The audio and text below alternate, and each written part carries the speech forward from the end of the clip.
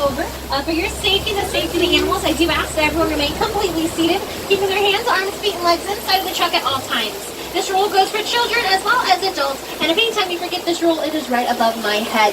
I'll go ahead and look above your heads. That's an animal spotting guide. That's a good indication of what we might find out there on their reserve. Now, nothing's a guarantee. Due to sleeping patterns and migration habits, we're not going to see them all, but we usually do have pretty good luck. Different animals do have different reactions to the rain. Some of them love it, some of them hate it. So we're going to go see what we can find out there. I do recommend keeping anything valuable somewhere low and dry. It does get very wet out here on safari.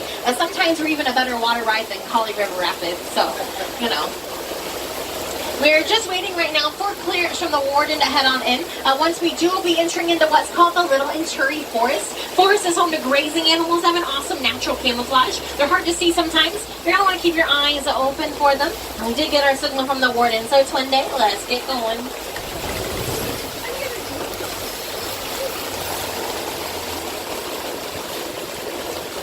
Over here on the right, it's really hard to see. Back in this back corner, there's kind of that opening or that bamboo sticking up. There is an okapi back there. Now, an okapi is a brown animal, has stripes on its hind legs. It's actually the only known relative to the giraffe. We know that because they have the same skull shape, as well as the same what's called a prehensile tongue. It's a tongue they use as a tool, wrap it around trees and distribute it for their leaves for food, things like that. You can tell the okapi is really good at hide and seek. It's actually so elusive that the Western world did not know about them until 1901. I'll keep your eye out around the watering holes. Sometimes we can find black rhinos over here. A black rhino, they're about 3,000 pounds. Sadly, both the black and the white rhino are critically endangered. That's because they're poached for their horns. Their horns are believed to have a magical healing power. However, they're actually made out of keratin, which is what our hair and fingernails are made out of. So if you ever chewed your nails, you know it does not have much of a benefit for your health. That's why it's so sad they're still being poached for those horns. Especially when you consider it, there's only about 5,000 black rhinos left in the world today. They do not have any natural predators in the wild. It's just humans and poaching.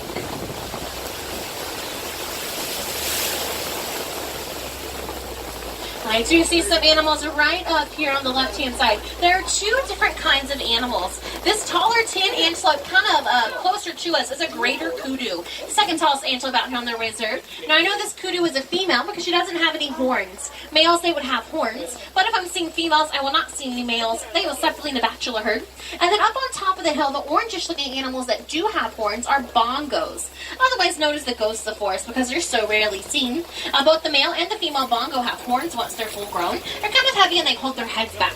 Helps them move through the forest, not getting all tangled up and everything. That runoff of water back there is coming from the Safi River, so we're headed this way and into a different ecosystem. See what different kinds of animals we can find. Maybe hippos if we get lucky. When we're looking for hippos, we want to look for dark shadows in the water as well as some bubbles. Hippos can hold their breath for about 8 minutes at a time. They like to walk across the bottom of the river instead of swim through it. So it can be harder to see, especially if they're all the way down at the bottom. I do see one up on the land on the right-hand side. And sadly, I cannot stop on the hill, though. So we're going to keep on going and hopefully find some more. Now, hippos, they are nocturnal animals. They are most active at nighttime. They do go up on the land to graze for their food. They are herbivores, which means they eat only plants. But they are one of the largest and most dangerous animals out here in Africa. They're very territorial. And I do see some hippos over here on the left-hand side. A group of hippos like this is called a bloat.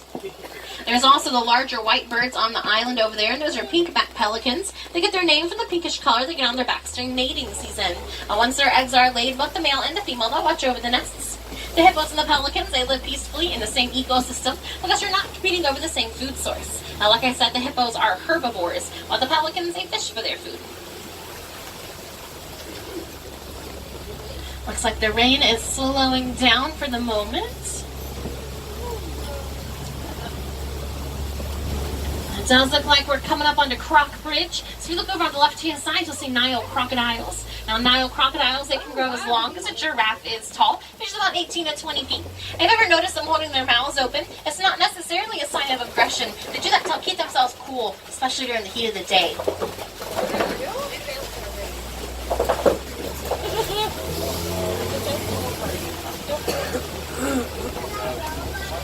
Oh, those are real.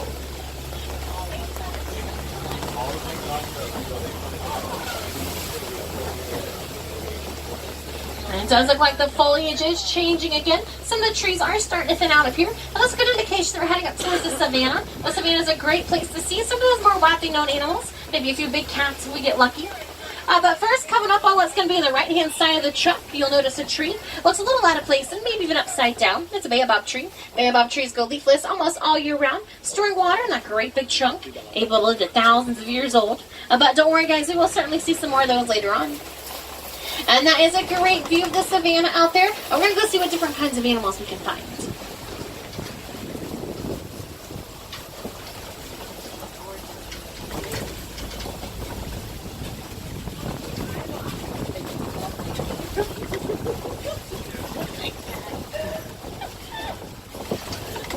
Now, I do see some animals up ahead. They're going to be on the right-hand side in just a few moments. They have some really large horns. These are Ankole cattle, and they're the only domesticated animal out here on the reserve. Also known as the Watusi cattle, named after the Watusi tribe in Africa that first domesticated them. Their horns might look big and heavy, but they're actually made out of a honeycomb-type structure that blood runs through, and it helps keep them cool. In Africa, the Ankole cattle are a symbol of wealth. So the more cattle you own, the wealthier you are. I do not have any, though, unfortunately. And then over here on the left-hand side, there are some spotted hyena. Now, hyena are not part of the canine or the feline family, so they're neither cats nor dogs. They're a part of their own family called the Hyenidae. In the hyena society, the females rank higher than the males, so even the lowest-ranking female, she will rank higher than the highest-ranking male. And hyenas are known for laughing, but they actually have about 12 different vocalizations, ranging anywhere from a chirp to a laugh. Most of the times, it's more of a whooping noise. Over here on the left, that beautiful antelope is a sable antelope. There's a couple of them, actually. They have those curved back horns because of the fight or flight instinct. They will always choose to fight. If a predator jumps on their back, they're simply able to tilt their heads back to protect themselves. They are also on the emblem of the Harambe Wildlife Reserve. So when you guys leave the village today, turn around, take a look at the sign. You'll be able to recognize the animal that's there. When you look across the savannah, there's a couple of different characteristics you'll notice. First being all the trees are all kind of trimmed at the same height. Well, that's because giraffe, they do a great job of keeping the trees trimmed. And the next will be all the red mounds everywhere. These are termite mounds. They're made out of dirt, dung, and saliva. They bake almost hard as concrete in the sun. Sometimes elephants and larger animals, they like to use them as scratching posts.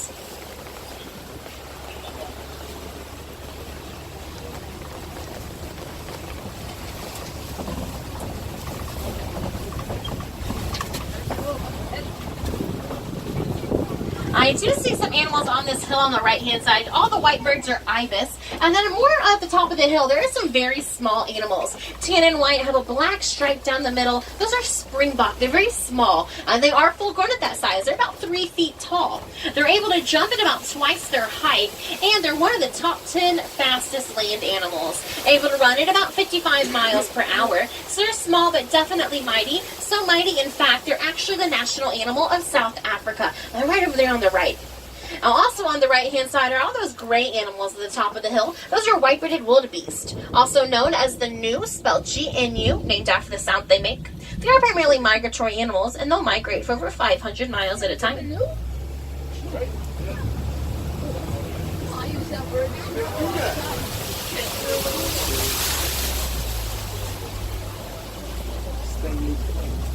I do see some giraffe over here on the left-hand side, including a baby giraffe right there. A group of giraffe is called a tower, and these are Maasai giraffe out here on their reserve. Maasai giraffe have rough edges around their patterns versus a smooth edge. Giraffe can be about 18 to 20 feet tall. When they're born, they're about 6 feet tall, which is a pretty big baby if you ask me. Now look at that baby, looks really tiny from here, but already over 6 feet tall. Just like the old copy we saw earlier, giraffe have that prehensile tongue. They use it as a tool, wrap it around trees, and strip it for their leaves for food, which is great for a giraffe because they value eating more than they value sleeping. They only sleep for about 30 minutes a day and spend most of the rest of their time eating. Believe it or not, that tongue is about 18 inches long. That's long enough to scratch their own eyeballs. Really cool. The baby's so cute. Now we are headed towards a place called Monkey Point. Monkey Point is home to some mandrills. Mandrills, they are the largest monkeys. The males will be about 100 pounds. The females, they stay around 30 pounds. They can be identified by their red and blue faces, but they are harder to see sometimes. You kind of want to keep your eye out for them on the left-hand side after all these rocks. And do keep your eye out for them. They like to dart in and out of places. Before we see any mandrills, there's actually a male African elephant right over here on the right-hand side. Now, it's a good indication he is a male because he is off all by himself. And the Elephant Society males go off to live by themselves once they're full grown, and the females and the juveniles, they stay together in a family group. Really cool. Now, do keep your eye out for those mandrills on the left-hand side. Mandrills are not the biggest fan of the rain, so they're probably hiding if you ask me. All the mandrills have red and blue faces. The male will also have a blue backside, and that makes them the most colorful of all the monkeys.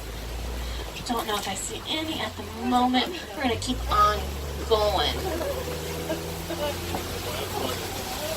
Now, I used to have this road up here on the right-hand side, and it would take us right back over to that male elephant, but unfortunately, all the rain we've had recently has washed the road away. As you can see, it's clearly not there, so I can't take you guys that way today. We're going to have to continue on our detour route, which is still pretty good. It'll take us over to some red clay pits. It's just not my favorite way to go. It involves an old rickety bridge, and I am not a fan of it, but Warden says they've been working on the bridge, so I should go off what Warden says, and everything will be okay, hopefully. Oh, but you know, it does look like they put more duct tape on it today, so that was really nice of them. I don't know how well that holds up in water, but we'll test it out. It's fine. Oh, there's the new bungee cords. Oh, yeah, we totally got this. I mean, it doesn't sound the best, but we are perfectly safe. And we are almost over it. All right, well, half of us are off. And the other half, but Queen Matana, no worries, he made it across okay. You know, that duct tape, it does a pretty good job. Who knew, right? Now we are back on track. You'll notice the red clay pits on both sides of the truck. You'll see tusk marks in it. That's because elephants, they like to eat red clay. They get some vitamins and minerals essential to their diet. Elephants, they're poached for their ivory tusks, which is sad because ivory does not have any sort of value. We can help cut down on this poaching by refusing to buy items made out of ivory. So this includes some tools, some jewelry, and different trinkets. The decline in elephants is also partially due to habitat destruction. That's because you can find the mineral coltan in Africa. That's a mineral being mined to be used in our cell phones. That's why it's so important while we're always pushing for the recycling of cell phones and old electronic devices. Help cut down that habitat destruction as much as possible. You will notice more baobab trees in the area. You might notice there's holes in them though. That's because during droughts, elephants will gouge their tusks into the baobab trees to access some of the water that's stored there. Very resourceful elephants are.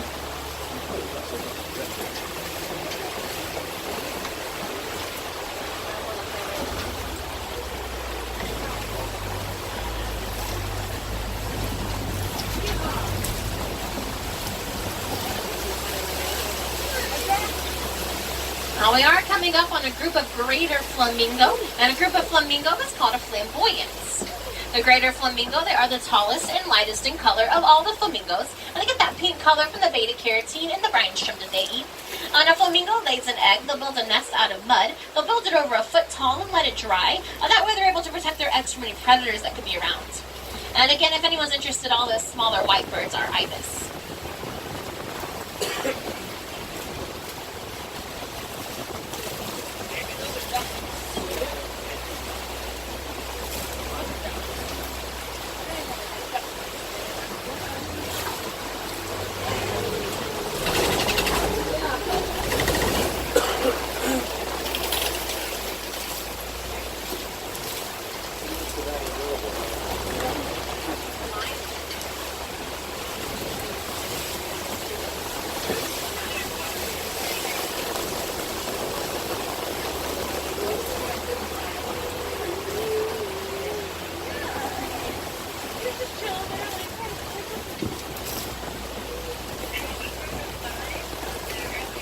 Now keep your eye on the left-hand side. In just a moment, I did see a cheetah on that hill. It's sitting up back there. Now, cheetah, they are diurnal animals. That means they're like you and I. In fact, we're most active during the daytime. Now, that awesome camouflage don't makes them hard to spot. I'm pretty lucky to see one right now. They are the fastest land animals, but they can only run so fast for a couple of seconds. And when they do, they use their tail to help guide them in different directions. And unlike other big cats, cheetah cannot roar. They can, however, purr and meow. And their group of cheetah is called a coalition. Really cool.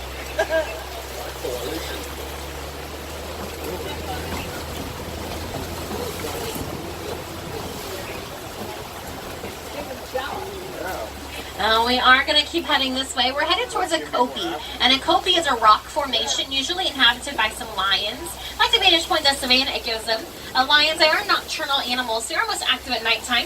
They're still inactive for 18 to 21 hours out of the day. I see this lioness all the way up top, and this male lion is sitting down here. Now these brown animals right here are water buck. They have a very greasy substance on their fur, helps them move to the water. It's also kind of smelly, it helps keep predators away. And of course, that beautiful view of those lions. Now in our pride of lions, the lioness, the female, she will do most of the hunting. The male lion stays back to protect the pride. You can tell them apart, of course, because the male lion has that great big mane. But no matter if it's a male or a female, in Swahili, the word for lion is Simba. Lioness all the way up top. He's a water buck right here.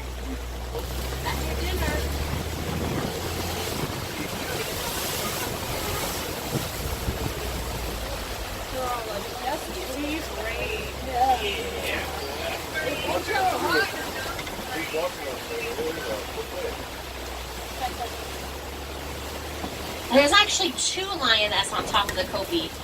The one we saw earlier, and then there's one all the way up top. All the way up there.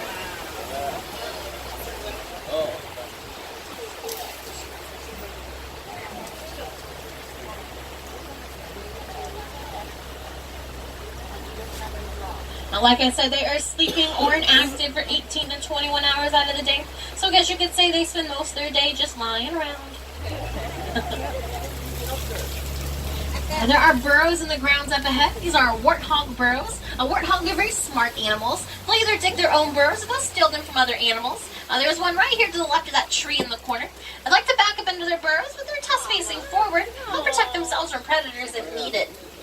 There's also another warthog right here in this burrow next to me. A group of warthog is called a sounder.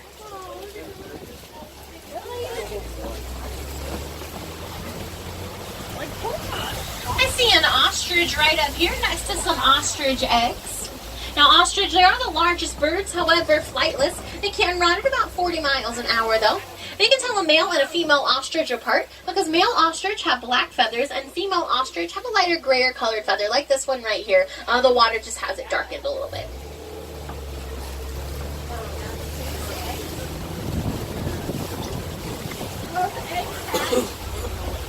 No, the eggs will not hatch. There are no male ostrich on the reserve, so they're not fertilized.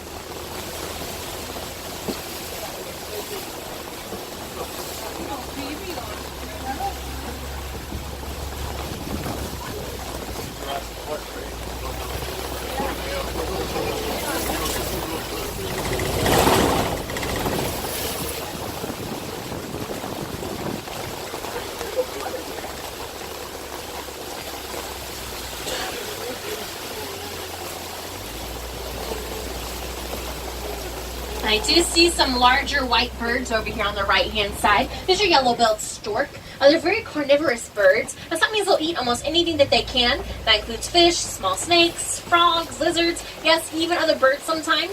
If it's smaller than they are, yeah, they'll eat it, or well, they'll at least try to. Now, sadly, guys, it does look like our safari is starting to come to an end, but we saw a lot of great animals out here this afternoon. If you like the animals that you saw and you want to do your part to help conserve them, you can start by doing small things at home, such as recycling, or even just learning more about these animals. The more you know about these animals, the more you know how to take care of them and their environments. So I do challenge each one of you, once you get home, to remember your favorite animal out on the safari and look up and learn a little bit more about them. And if you're wanting to do a little bit more, you can always donate to the Wildlife Conservation Fund at any of our merchandise or food locations here at Animal Kingdom. And Disney will match that donation dollar for dollar, which is pretty cool.